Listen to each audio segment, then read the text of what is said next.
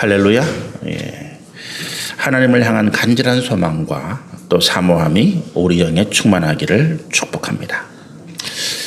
요즘처럼 하나님의 은혜와 또 복주심이 정말로 우리에게 간절히 필요하다 이렇게 느낄 때가 없는 것 같습니다. 참 그런 때죠.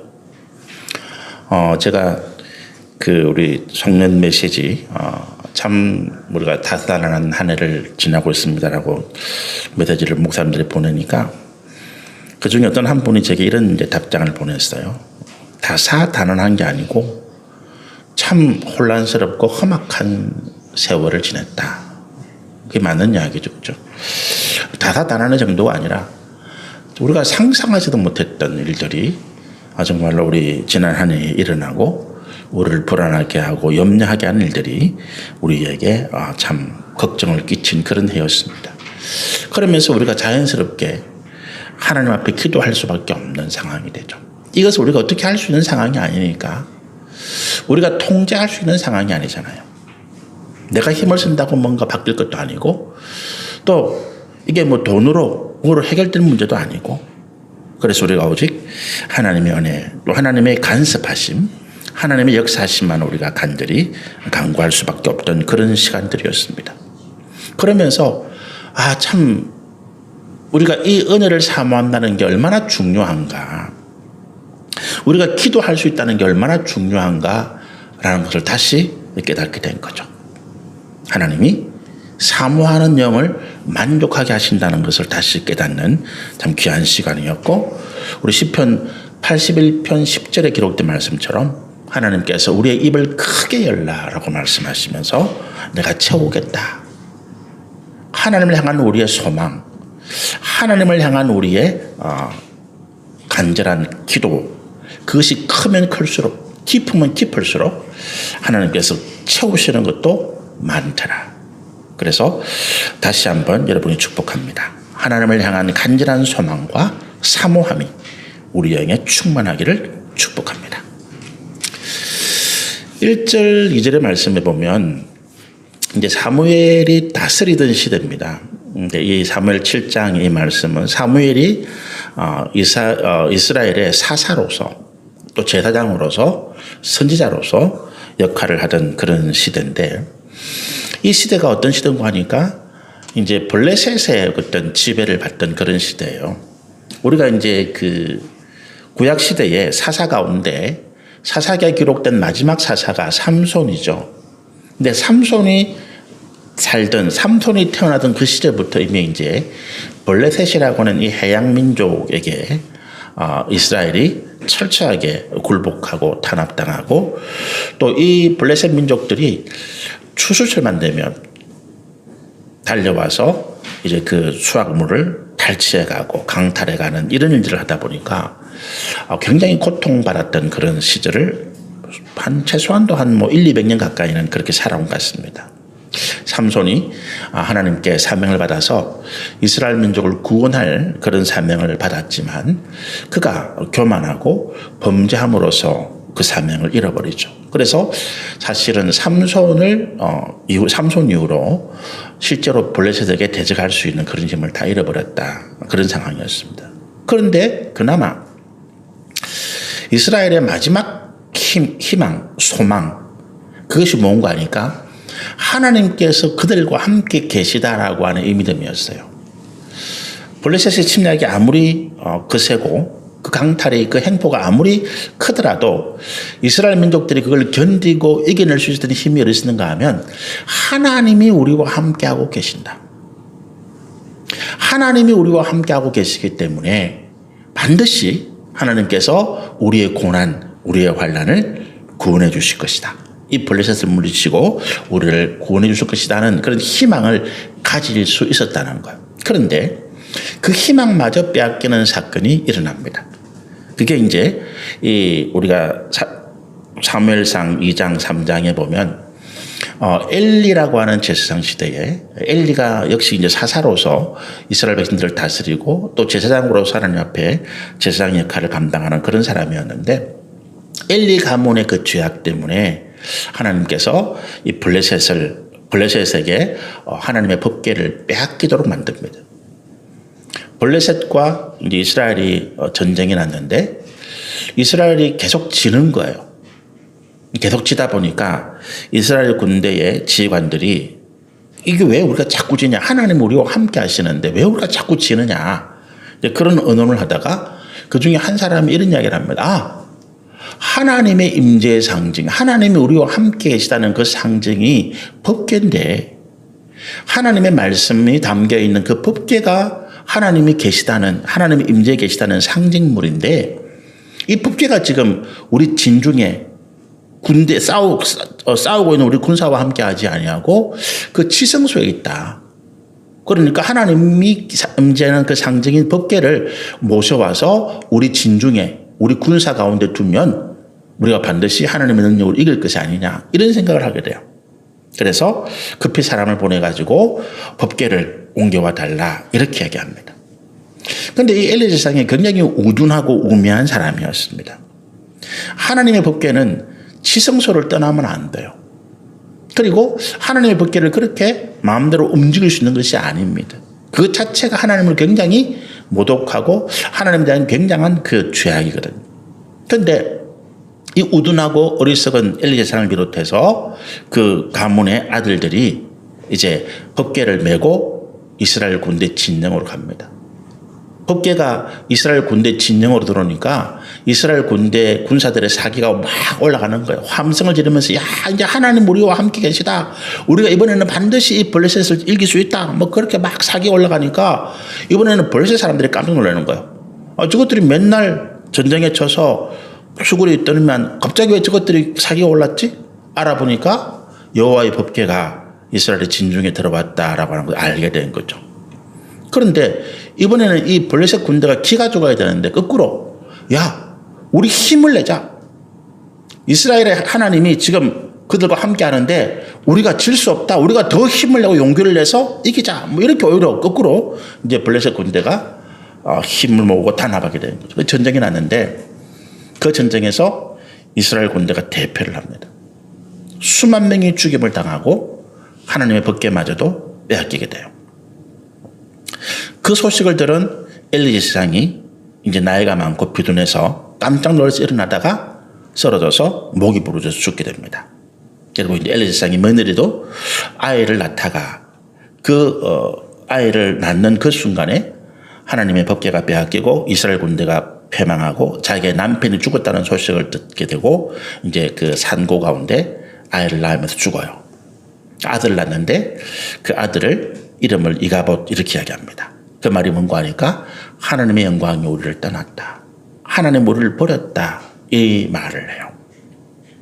근데 이 법궤가 이제 블레셋 진영에 가서 우리가 성경을 보면 하나님께서 이 블레셋의 신들, 블레셋 사람들이 섬기는 그 우상을 오히려 징계하고 무너뜨리는 거죠. 그러면서 블레셋 5도시가 있는데 블레셋의 민족들이 살고 있는 5도시마다 하나님께서 온갖 질병과 역병으로 심판하시는 것입니다. 이 블레셋 사람들이 견딜 수가 없는 거예요. 그래서 자기들이 고민 끝에 야 이거 안 되겠다. 여호와 이스라엘 백성들의 신이 우리를 징계하고 우리를 심판하니까 다시 이 하나님 여호와를 이스라엘 백성들에게 돌려보내자. 그렇게 해서 이제 블레셋이 다시 이 하나님의 법궤를 이스라엘로 보내게 됩니다. 그런데 이 법궤가 도착한 곳이 베세메스라고 하는 지역이에요. 이제 블레셋과 유다라고 하는 그 이스라엘 진영의 경계선에 이제 법궤가 도착했는데 베세메스 사람들이 이 법궤 안에 뭐가 들어있는가 싶어서 뚜껑을 열고 들여다보려고 그래요. 그리고 그 뚜껑을 만지는 순간에 하나님께서 그 베세메스 사람들을 심판해서 수많은 사람들이 죽게 됩니다. 역병이 번지고 죽게 되는 거죠. 이번에는 베세메스 사람들이 난리가 난 거예요. 야 하나님 이 법궤 때문에 우리 다 죽게 생겼다. 하나님 때문에 우리 다 죽게 생겼어. 그래서 이 법궤를 다시 다른 곳으로 옮겨가라. 우리는 감당이 안 돼. 근데 이스라엘 백성들이 어느 누구도 이 법궤를 옮겨가려고 하지 않는 거예요. 야, 그 법궤 때문에 지금 역병이 나고 블레셋도 죽고 베세메 사람 다 죽고 있는데 하나님의 법궤가 옮기는 곳마다 옮겨가는 곳마다 하나님의 심판, 하나님의 진노가 임하는데 이거 누가 감당할 수 있어? 안 돼. 서로 미루다가 꾀를 냅니다. 아 그래. 기본 민족들이 이제 가나안 정복 과정 가운데서 이스라엘에 항복하잖아요. 그 사람들이 살고 있는 곳에 이 법궤를 옮겨놓자. 하나님이 진노해서 기본 사람을 치는 거야. 뭐 우리가 상관없는 거잖아.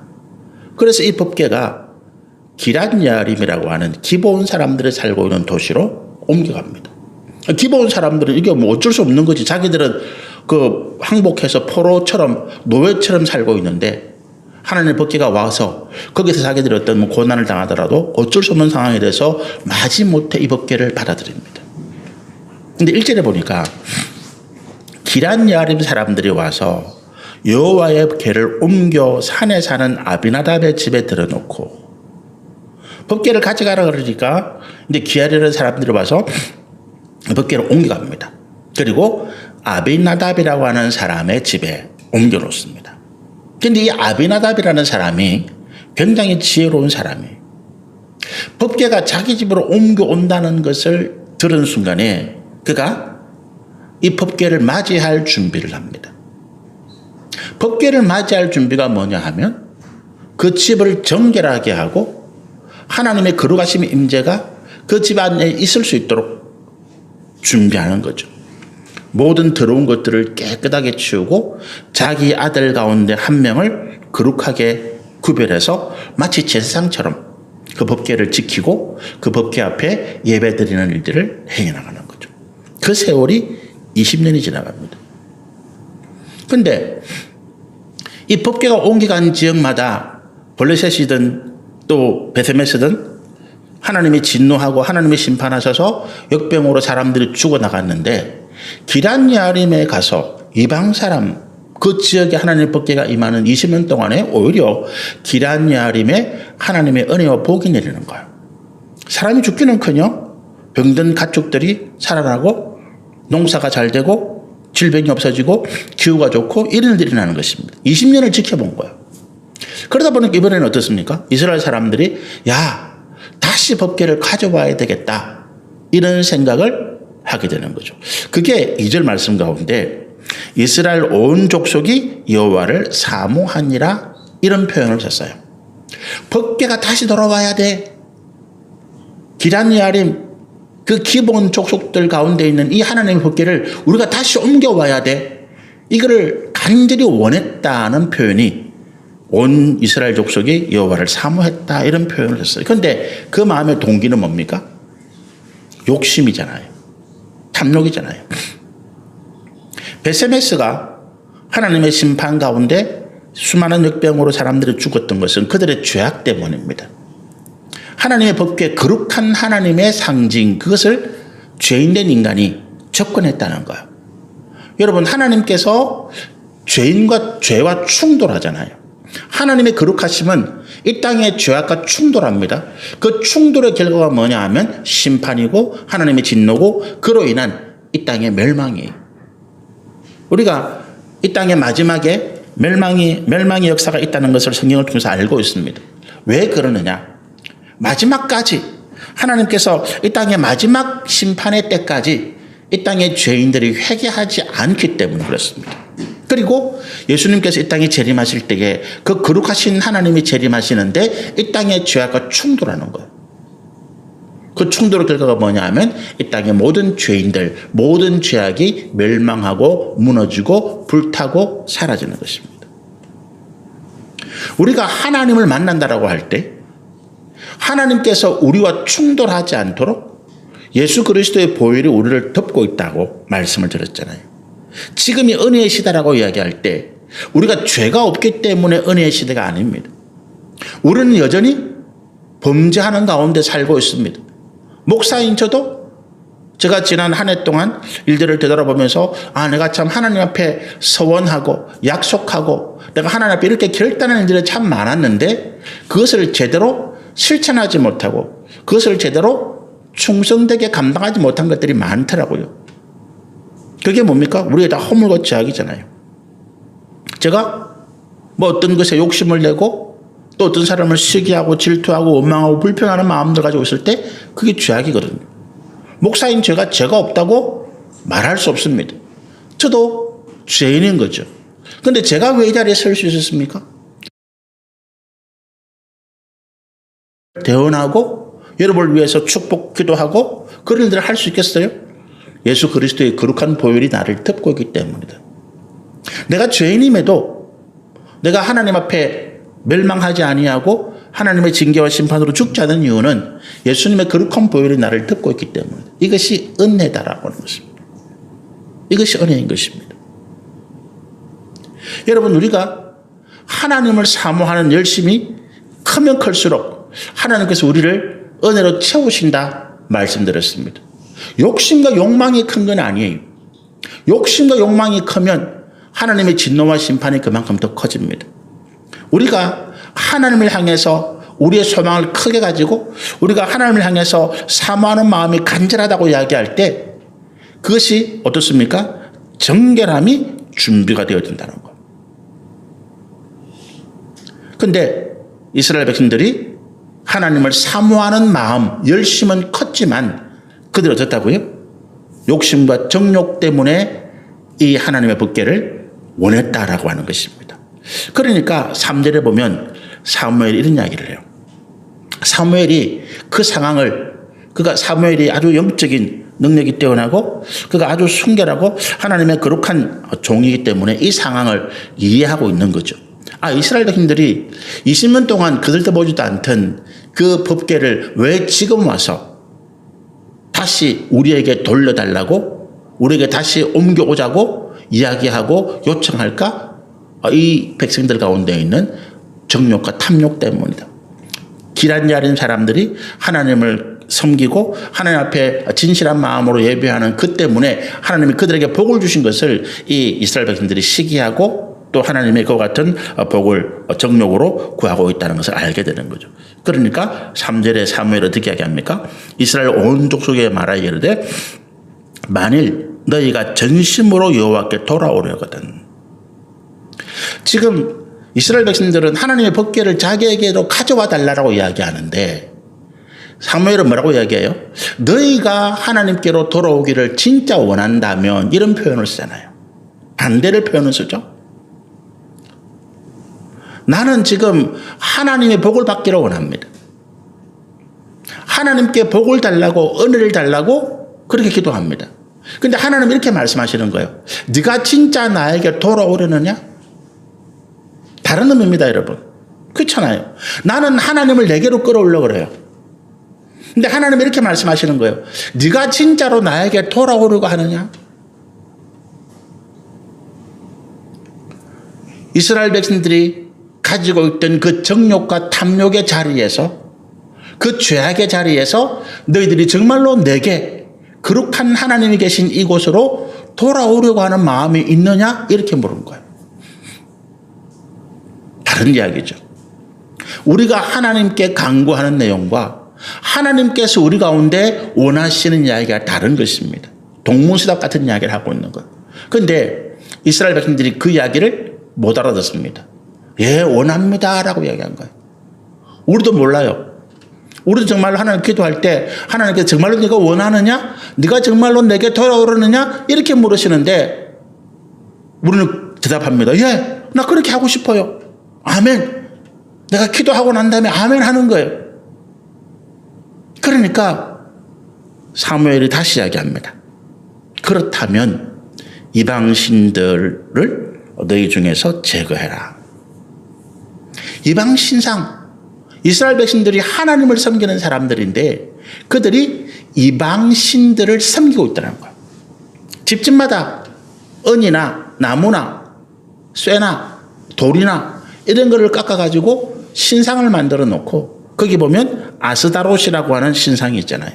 이 아스다롯이 가나안 백성들이 섬기는 풍요의 신입니다.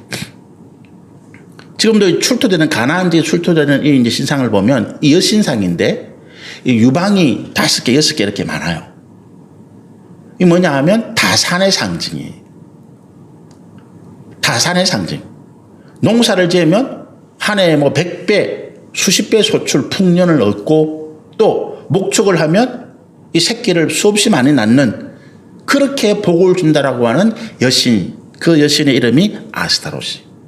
그래서 집집마다 돌이나 쇠나 나무나 뭐 이런 걸 갖다 깎아가지고 그렇게 유방이 뭐 5개, 6개 만들어진 이 여신을 조그맣게 이렇게 세워놓고 그 앞에 정성을 들이고 기도하고 우리 집안에 우리 자녀들 잘 되게 해달라고 복을 빌고 있는 상황인 거예요. 하나님을 섬긴다고 하면서 우상을 섬기는. 그러니까 처음에 이 사람들이 하나님을 사모하는 그 여호와를 사모하는 마음이 컸다라고 하는 것이 무슨 마음이었다고요? 하나님께 주시는 그 복과 은혜만 바라는 정욕과 탐심의 마음이었다라고 하는. 근데 하나님 뭐라고 이야기한다고요? 네가 나에게 돌아오려느냐? 아스타라스라고 하는 이 우상에게 빼앗겼던 우상에게 몰두했던 너희의 마음이 다시 나 여호와께 돌아오려고 하느냐? 그렇다면 어떻게 한다고요? 아스타롯을 버려라. 하나님과 아스타롯, 하나님과 우상을 같이 섬길 수 없다라고 하는 거예요. 여러분, 하나님께서 가장 미워하시는 것 중에 한 가지가 제가 계속 거듭해서 말씀드립니다. 하나님께서 가장 미워하시는 것 중에 한 가지가 뭐냐 하면 하나님과 우상 가운데 양다리를 걸치고 있는 거예요. 무슨 이야기입니까?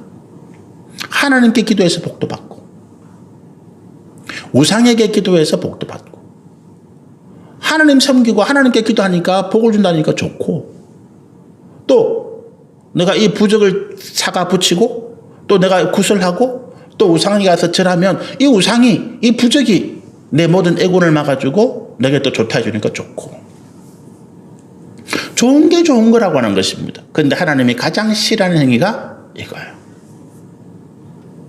우리 성탄 어떤 문화, 우리 기독교 성탄 문화 가운데 북유럽의 어떤 신화, 북유럽에서 내려오는 그 신화, 신들, 우상이죠. 그런 것들이 문화가 섞여 있는 것 중에 하나였어요. 우리 성탄절, 크리스마스 시즌에 문 앞에 동그랗게 하나 만들어 붙이는 거 있잖아요. 동그랗게 이렇게 만들어가지고, 그렇게 집집마다 이렇게 딱 붙이죠. 그게 뭐냐 하면, 일종의 애군을 막아주는 액막 역할을 하는 겁니다. 우리 기독교 문화는 아니에요.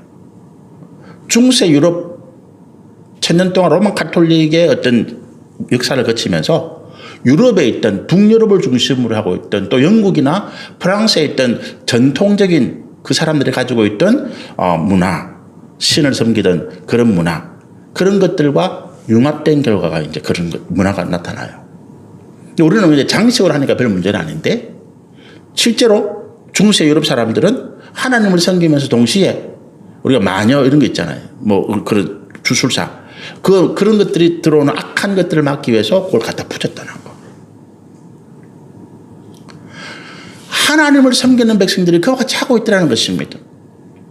하나님 내게 복을 주세요. 내가 하나님을 사랑합니다. 내가 하나님을 사모합니다. 하나님 내게 입을 크게 벌리라 채우라 하셨잖아요. 내 입 크게 벌린 거 보세요. 하나님 얼마나 크게 벌리고 있는데 좀 채워주세요. 우리의 마음입니다. 근데 하나님 뭐라고 하신다고요? 네가 정말로 내게 돌아오려고 하느냐? 네가 정말로 내가 너에게 주는 복을 받고 싶으냐? 그렇다면 너는 내게 돌아와라. 그 돌아오는 방법이 뭐라고요? 네가 섬기고 있는 우상을 버려라 라고 하는 것입니다. 우상을 버려라. 그리고 마음을 여호와께 돌리고 하나님만 섬겨라. 둘 중에 하나를 택해라. 우리는 둘 다 이것도 좋고 저것도 좋은데 하나님은 그건 안 돼라고 하는 거예요. 그렇게 될 수는 없어. 왜요? 하나님과 우상이 충돌하는 거예요. 영적으로 이게 좋은 게 아니에요. 오히려 우상만 섬기든지 하나님을 섬기든지 해야지. 우리가 한 집안에 종교가 누리면 망한다. 그런 이야기 하잖아요. 영적으로 우상을 섬기는 하나님을 믿는 집에서 우상같이 섬기면 하나님과 이 우상이 충돌하게 됩니다. 그 결과가 뭐라고요? 우상을 섬기는 우리의 죄악을 하나님이 심판해서 우리를 징계하고 우리를 멸하신다는 거예요. 내가 좋은 게 좋다고 하나님께도 복을 받고 우상에게도 복을 받기 위해서 내가 우상을 섬겼는데 그것이 오히려 나를 망하게 하고 하나님의 진노와 하나님의 심판을 우리 집안에 가져오게 되는 일이 되더라라고 하는 것입니다. 기드온이라고 하는 사사, 하나님께서 기드온에게 뭘 이야기하십니까? 네가 이스라엘을 구원할 하나님의 택한 종이다. 그런데 하나님께서 기드온에게 뭘 원하세요? 그가 하나님 일을 하기 전에 그 집안에 있던 바알을 섬기는 우상을 무너뜨리도록 말씀하세요. 한밤중에 기드온이 도끼를 들고 자기 아버지 집안에 있는 그 마을 사람들이 전체가 섬기는 우상, 나무로 만든 이 바알을 찍어버립니다. 부숴버려요. 그리고 그가 하나님만을 섬기겠다고 선포하는 거예요. 그 이후에 하나님께서 기드온을 통해서 이스라엘 백성들을 구원하십니다. 정말로 우리가 하나님을 향해서 입을 크게 벌리고 하나님, 내 마음, 내 소원, 내가 하나님을 사모하는 마음이 이렇게 크니까 하나님 이걸 좀 채워주세요. 그래서 하나님께서 우리에게 은혜와 복을 채워주시기 원한다면 우리는 하나님만을 택해야 된다고 하는 거. 성경에 그런 예가 너무너무 많습니다. 여호수아가 마지막에 여호수아 24장에 그가 가나안 땅을 다 정복하고 이스라엘 백성들에게 땅을 다 분배한 다음에 이제 각자 집으로 돌아가잖아요. 마지막으로 이스라엘 백성을 모아놓고 고별 설교를 하면서 이런 이야기 합니다. 자, 이제 선택해라. 여호수아가 이스라엘 백성들에게 이제 선택해라. 너희가 하나님을 믿을래? 아니면 이 가나안 땅의 우상을 섬길래? 벌써 가나안 땅에 들어온 지 얼마 되지도 않은 이스라엘 백성들이 가나안 땅의 우상을 섬기고 있더라는 거예요. 그걸 보면서 여호수아가 이야기하는 것입니다. 선택해라. 누구를 섬길래? 너희들이 다 우상을 섬긴다 하더라도 나와 우리 집안만은 하나님을 섬기겠다. 하나님 역사를 그가 보았잖아요. 여호수아가. 엘리야가 갈멜산 정상에서 바알과 아세라 선지자 850명과 대결하잖아요. 누구가 섬기는 신이 진짜 신인가? 그리고 하나님이 진짜 신이라는 것을 증명하고 난 다음에 엘리야가 뭐라고 얘기합니까? 그 자리에 모여있던 이스라엘 백성들에게 이제 선택해라. 너 양다리 걸치지 말고 바알을 섬겼던 바알, 하나님은 하나님, 둘 다 하나는 안 돼. 예수님도 말씀하시죠. 하나님과 벨리알, 하나님과 바알이 함께 할 수 없다는 거예요. 하나님과 우리가 하나님이 아닌 다른 것을 의지하는 것은 절대 함께 할 수 없습니다. 여러분, 한국 교회가 지금 여기에 굉장히 병들어 있습니다. 영적인 이 우상을 섬기는 여기에 굉장히 병들어 있습니다. 나는 우상 안 섬기는데 목사님, 나는 우상 안 섬겨요. 천만의 말씀. 내가 하나님의 말씀을 떠나서 정욕과 탐심으로 구하는 이것이 우상입니다. 한국 교회가 물질 만능주의에 빠져 있고 물질을 받는 것이 복인 줄 알고, 그래서 그것만 구하는, 그것 때문에 우리가 세상의 고통도 사람들의 아픔도 죽어가는 영혼들도 다 외면하고 있는 거잖아요. 3절에 3월에 그렇게 얘기합니다. 너희가 전심으로 여호와께 돌아오려거든.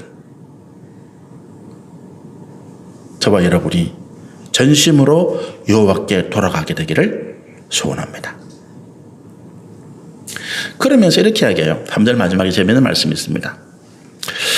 너희가 아스타롯을 너희 중에서 제거하고 너희 마음을 여호와께로 향하여 그만을 섬기라. 그리하면 너희가 원하는 은혜와 복을 주마. 이렇게 말하지 않습니다. 뭐라고 이야기합니까?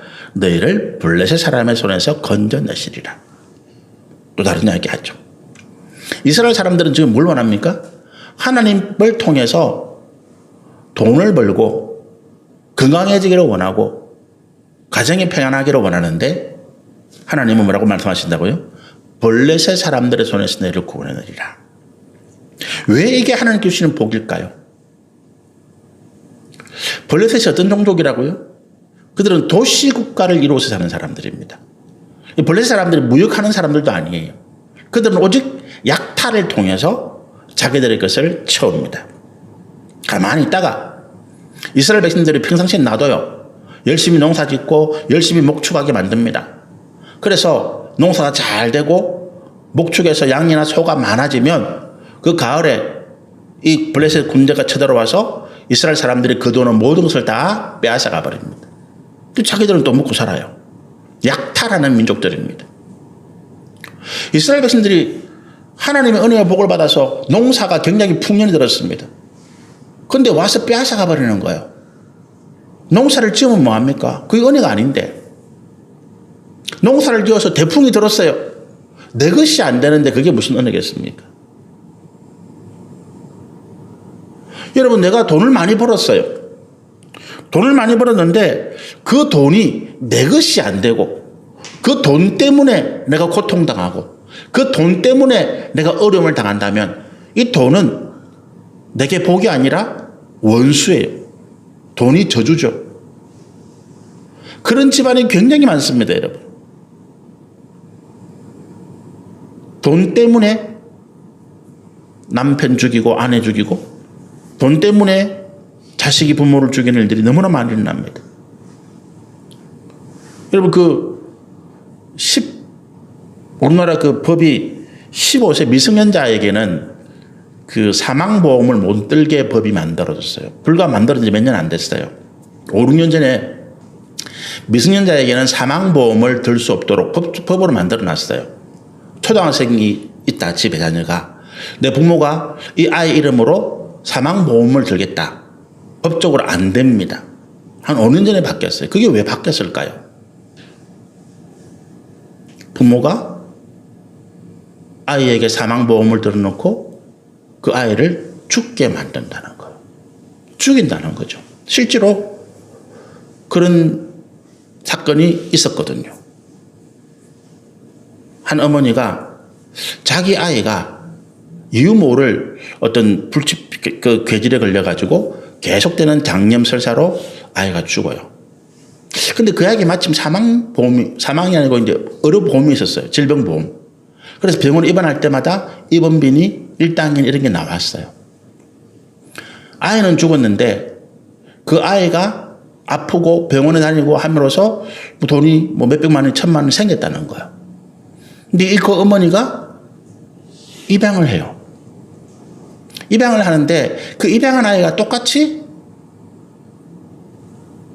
곧 이유 모를 장염, 혈변을 보고 그러다가 이상한 심정지로 죽게 되는 거죠. 근데 또 그 아이에게 보험이 들어있는 거예요. 그 어머니는 보험을 타요. 또 한 명이 죽고는 또 다른 아이를 입양해. 그 3명이 그 어머니가 그 가정에서 죽고 나갔어요.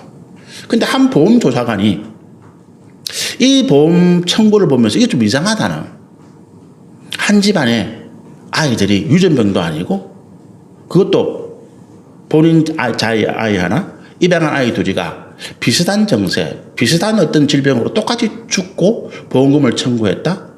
증거는 없어. 아이를 다 하자가 없기 때문에. 그래서 보험조사관이 그 사건을 경찰에다가 조사 의뢰를 해요. 경찰관이 조사를 의뢰해 보니까 그런 정황들이 밝혀지는 거지. TV 방송에도 그 여자가 나왔어요. 나와서 굉장히 아이를 안타까운 마음으로 간호하고 하는 모습을 TV에 보이는데 실제로 동네 주민들 얘기해 보니까 아이를 막 보면서 목을 흔들고 아이를 거꾸로 들고 다니기도 하고 아이를 학대하는 모습들, 그리고 그 아이가 먹는 우유나 젖병 이런 걸 보니까 너무 불결하게 소독도 안 하고 그냥 거기다가 계속 타먹이는 이런 것들을 보았더라는 거예요. 그 추궁하다 보니까 그 엄마가 자기의 범행의 사실을 실토한 거죠. 그 아이가 먹는 우유에다가 섞어서는 안 될 이상한 약품들을 섞어서 그 아이가 계속 장염을 앓게 하고 장천공이 생겨서 죽게 만들어. 나중에는 안 되니까 직접 그 아이를 질식시켜서 죽이는 장면까지 나오더라고요. 그런 사건들 어떤 일이 일어난다고요? 그 아이가 아파서, 고통하는 아이가 아파서 병원에 입원한 대가로 얻는 그 돈 때문에.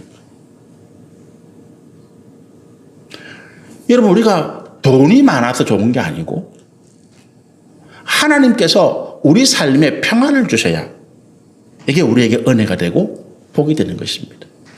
우리가 아무리 애써서 돈을 많이 벌어놔도 블레셋이 이 땅의 악한 원수들이 우리 것을 다 빼앗아간다면 오히려 그게 고통이고 슬픔이잖아요. 그것 때문에 싸운다면 고통이고 슬픔인 거죠. 그래서 하나님께서 어떻게 하신다고요? 너희가 내게로 돌아오면 우상을 버리고 너희의 마음을 정결하게 하고 오직 하나님만 섬긴다면 너희의 삶에 있는 그 근원적인 문제를, 블레셋이라고 하는 근원적인 문제를 내가 해결해 주마라고. 우리 삶의 근원적인 문제를 하나님께서 해결해 주시겠다고 말씀하시는 것입니다. 이게 3절이에요. 그래서 4절에 보니까 이스라엘 자손이 바알과 아스타롯을 제거하고 여호와만 섬기겠다. 그런 모습들을 보입니다. 1절의 말씀이, 2절의 말씀이 우리가 하나님의 은혜를 사모하는 우리의 마음이라면 3절과 4절은 우리가 이 은혜를 받기 위한 준비. 뭐라고요? 우리가 정욕과 탐심을 버리고 하나님 앞에 정결함을 회복하는 것. 은혜를 구했다면, 우리가 하나님께 은혜를 구했다면 하나님의 은혜를 사모하고 우리가 하나님께서 우리의 모든 필요를 채워주시고 넘치도록 채워주시기를 구했다면 그 다음에 우리는 뭘 해야 된다고요? 하나님께서 주실 은혜를 받을 준비. 그게 뭡니까? 우리를 정결하게 하는 것. 우리의 죄악을 회개하고 하나님 앞에 돌아오는 것이 우리가 하나님께 주실 은혜와 복을 받을 준비라고 하는 것입니다. 그 다음에 5절의 숙제를 보면 사무엘이 이르되 온 이스라엘 미스바로 모이라. 내가 너를 위하여 여호와께 기도하리라. 이제 하나님의 은혜가 주시는 상황이죠. 그죠? 근데 갑자기 또 청천벽력 같은 이야기가 들려와요.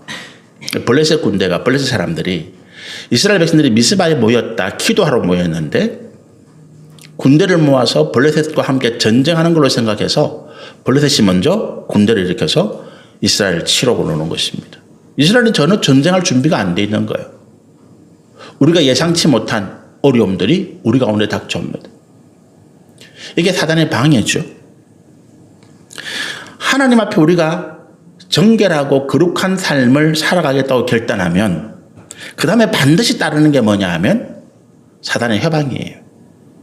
우리가 원치 않은, 우리가 예상치 못한 어려움, 고난을 겪게 되는 일들이 생깁니다. 근데 이것이 왜 필요한가, 왜 일어나는가 하면 우리가 하나님께 받은 은혜를 다지도록 만드는 거예요. 우리 옛날에 보리밟기라고 하는 것을 했잖아요. 가을에 추수가 끝난 다음에 남쪽 지방에서 날이 따뜻하니까 이제 추수가 끝난 논에다가 한 11월 달이나 되면 보리를 심어. 이 보리가 이제 자라서 한 3월, 4월, 5월 달 되면 이제 추수하면 이제 이렇게 보리를 추수하게 되는데, 근데 이 보리가 겨울을 나야 되거든, 싹이.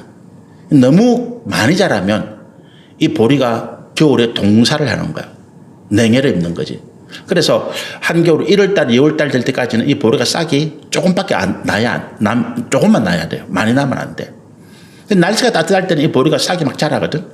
그래서 농부들이 그 밭에 논에 가서 이 보리를 밟아주는 거예요. 더 이상 웃자라지 못하도록. 그 추위를 넘어갈 수 있도록. 그게 보리밟기라고 그래요. 지금은 그런 게 없는데 우리 어릴 때는 시골에 가면 그런 일 많이 보리밟기 한다고 온 동네 사람들이 나와서 보리밭에 가서 그 싹을 밟고 있는 거예요. 왜 그런다고요? 은혜를, 하나님께서 주실 축복을 다지는 거예요. 하나님께서 내게 은혜 주실 때 우리 마음이 덜 떠요. 내가 세상을 다 가진 것 같아. 하나님께서 내가 기도할 때마다 들어주시면 그것이 내게 오히려 교만이 되고 올무가 돼요. 근데 이걸 밟아야 되는 거죠. 어떻게? 하나님께서 우리가 교만하고 우리가 들뜨고 그래서 다시 우리가 육신의 정욕과 탐욕으로 돌아가려고 할 때 하나님께서 고난, 환난을 통해서 우리의 은혜를 다져주는 거예요. 하나님 앞에 더 의지할 수 있도록, 하나님께 더 믿음으로 나갈 수 있도록 그렇게 역사하시는 것입니다. 그것이 5절과 6절의 말씀이 블레셋 쳐들어오는 거죠. 이스라엘 백성들이 겁이 나고 두렵습니다. 어떻게 합니까? 하나님께 독 매달리는 거예요. 우리가 의지할 분은 하나님밖에 없으니까. 우리 힘으로는 저 이스라엘 블레셋 군대를 막을 수가 없으니까 하나님 우리를 구원해 주세요. 사무엘 선지자에게 기도를 부탁하고 그들도 함께 모여서 하나님의 구원하심을 기도하는 것입니다. 이것이 은혜 타지입니다. 은혜를 다지는 거예요.